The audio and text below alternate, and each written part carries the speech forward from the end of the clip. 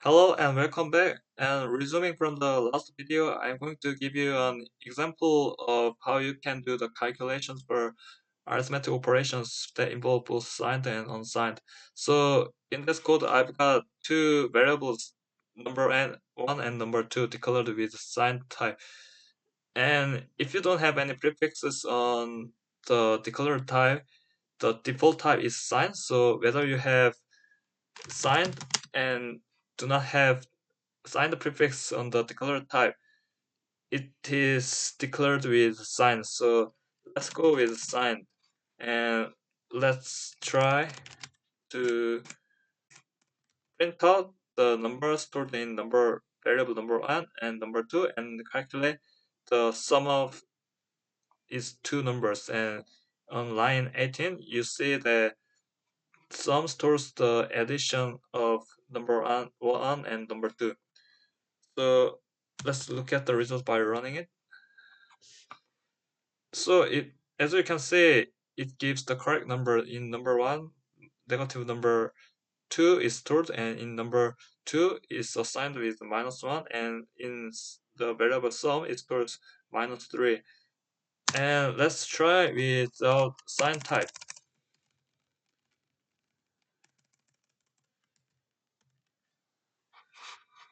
So it still gives the same result as you saw earlier.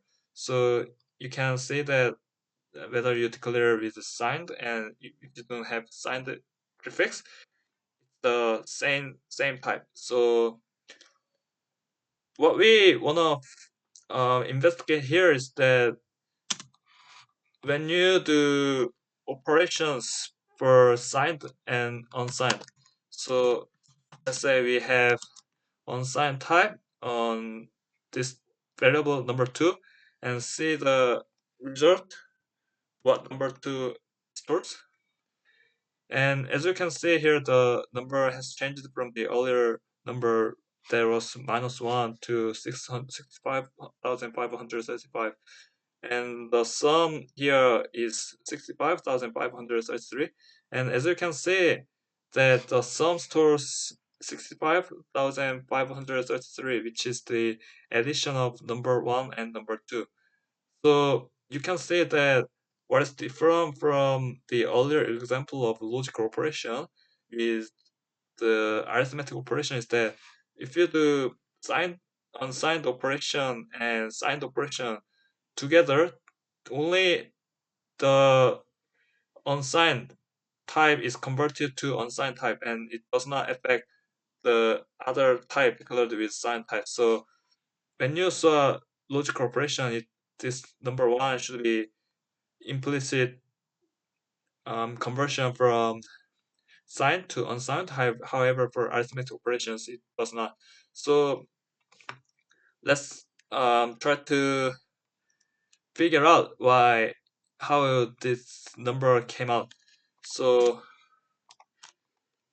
there's a rule called two's complement, and it means that it's a rule that you can calculate the binary form of a negative number.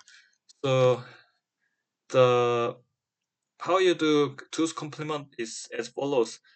You first take the positive number of its negative counterpart, and then you take exclusive OR for each of its corresponding bit with bit 1, and then you add 1 at the last. So let's try to find out the binary representation of this negative number -1. So as I have mentioned just before, you take the binary form of its negative counterpart, which is 0001, and you take exclusive OR with each of its bit with 1, and if you take exclusive OR, you get 1, and the exclusive OR of O and 1 is 1, 1, and this exclusive OR and of 1 and 1 is gives 0. And the last thing you should do is you add 1 after you took exclusive OR, and it gives 4 ones. And then if it was declared in signed type, the most significant bit gives the negative number, so it would have been -8 plus 4 plus 2 plus 1, and the decimal number for corresponding is digit position is the power of 2, and the power is the position of the digit -1, and 8 is 2 to the 4 minus 1, because the corresponding digit position is 4, and it came out with, by calculating 2 to the 4 minus 1, which is 2 to the 3, is 8. So if you add up all these numbers, it gives -1. And however, as this variable number 2 is declared with unsigned, now the most significant bit does not work as giving the negative number anymore. Now it gives positive numbers. So if you add up all these numbers, it will give 12, 14, and 15. And at this stage, because number 2 is declared with short type, and short type is composed of 16 bits. And if you remember my earlier video of the explaining about when you try to convert a data type to a larger data type, it does sign extension, and the sign extension works by extending the most significant bit up to is filling all the leading bits with the most significant bit. So if you fill in the leading 12 bits of the short type with the most significant bit, it will give 1111 and 4 ones and 4 ones and 4 ones. And as you can see, this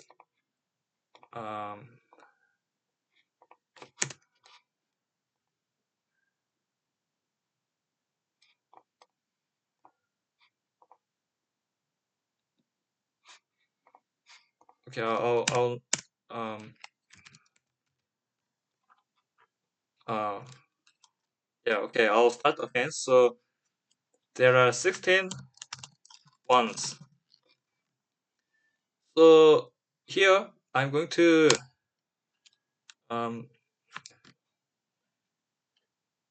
I'll introduce you about how you can do the calculation. Actually, I'm going to introduce a formula that converts the binary number filled with all ones to its decimal counterpart. So let's say we have this number, and if you calculate its decimal counterpart, it should be 2 to the 2 plus 2 to the 1 plus 2 to the 0. And actually, it is, you can calculate it by taking 2 to the is highest digit, which is 3, and then subtracting 1. So it will give number 7. And if you add up all these numbers, 2 to the 2, 4 plus 2 plus 1 gives 7. And if you do this number, 2 to the 3 and plus 2 to the 2 plus 2 to the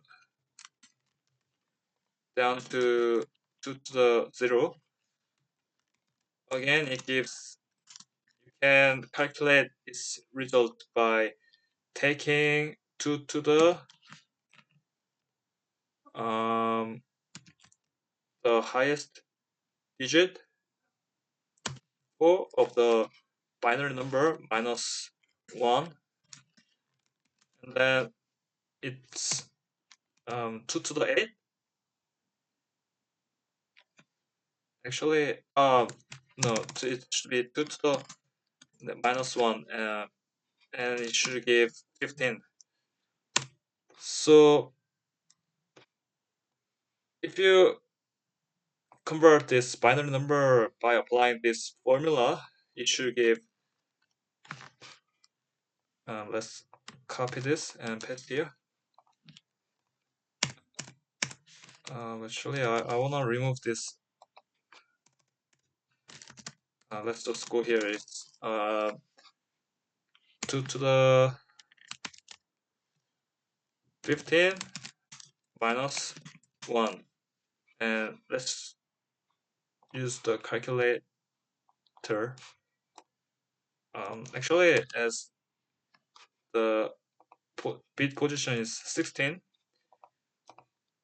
the power should be 16. And let's do the calculation. 2 to the 16 minus 1.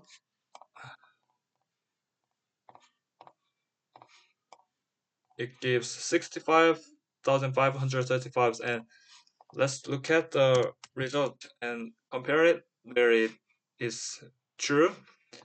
So if you look at here, number 2, that actually stores negative number minus 1, as now it's declared with unsigned type, gives 65,535, that we have found out how this number came out by going through all the steps, how you can do the calculation.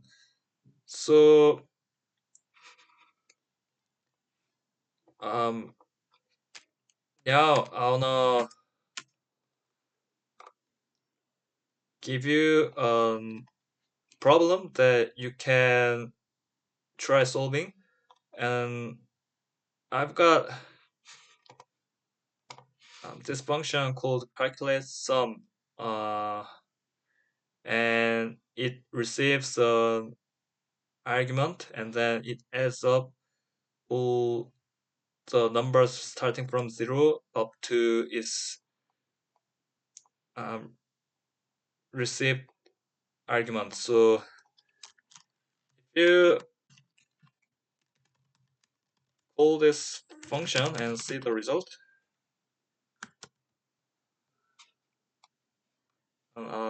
I'll just comment out all the remaining code.